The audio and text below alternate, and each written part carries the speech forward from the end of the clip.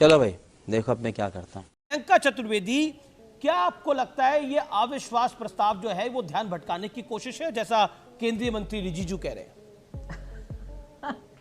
सबसे पहले तो किरण रिजिजू जी जो हैं वो देश के इतिहास में one of the worst parliamentary affairs minister माने जाएंगे, क्योंकि उन्होंने पार्लियामेंट्री गरिमा को, पार्लियामेंट्री प्रथा को उन्होंने ख़त्म, ध्वस्त करने का काम किया है। और मैं बताती हूँ क्योंकि फिर से सुधांशु जी अदानी के प्रवक्ता होकर ज़्यादा बोल रहे थे, ना कि भारतीय जनता पार्टी या देश हित के प्रवक्ता होने के नाते।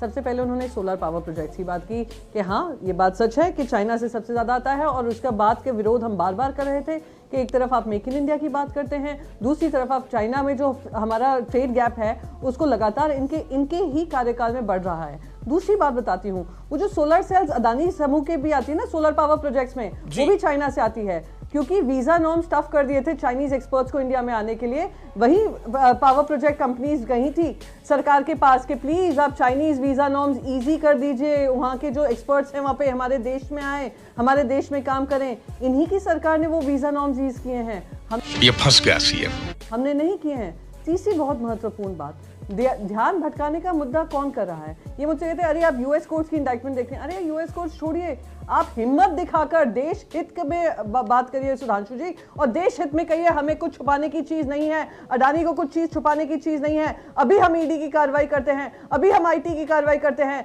देखते हैं कौन वो घूसखोर हैं और कौन वो घूस लेने वाले हैं, चाहे वो राज्य सरकारों के हों या सेकी के हों, हम सबको पनिशमेंट देंगे। पर नहीं, आप में वो हिम्मत नहीं है। जी प्रियंका, आप जानते हैं कि आपको अदानी का बचाव करना है।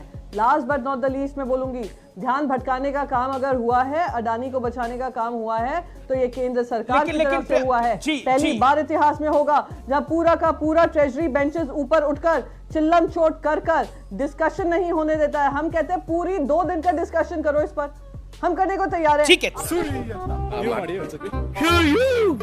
मुद्दा कैसे कनेक्ट होता है, लेकिन Priyanka Chaturvedi 30 seconds, quick reply.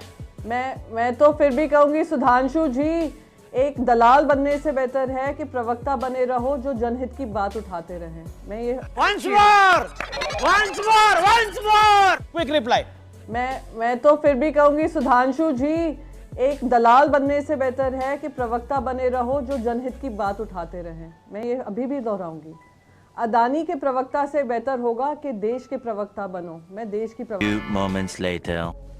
Priyanka ji, अच्छा, बात हुई, क्या आप कह रहे हैं?